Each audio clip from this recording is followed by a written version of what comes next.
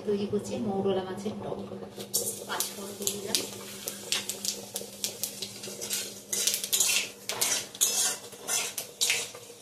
আপনারা চাইলে এতে শুকনো লঙ্কা দিতে পারেন, কিন্তু আমি দিলাম না। আর মৌরলা মাছ ভাজা দিয়ে দিলাম।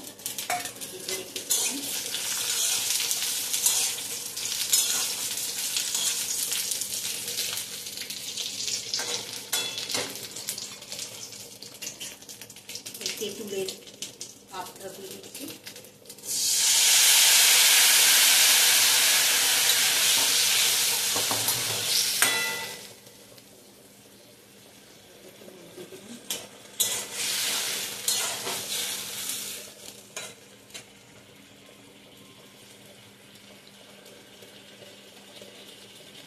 হলুদ দিয়ে দিলাম।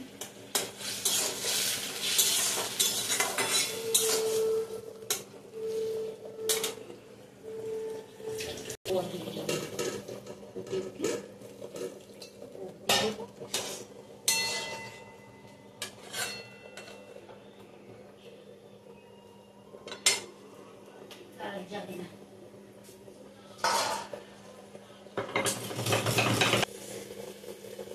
দিয়ে দিলাম।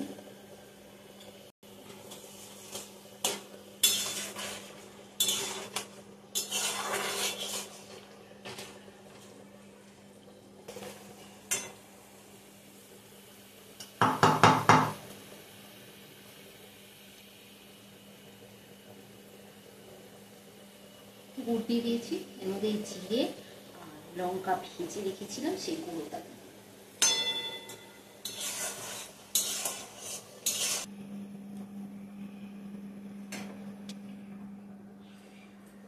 তৈরি হয়ে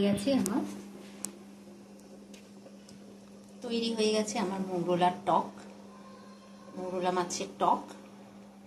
এই রেসিপিটা যদি ভালো লাগে লাইক শেয়ার করে সাবস্ক্রাইব করে কমেন্ট করবেন। Thank you.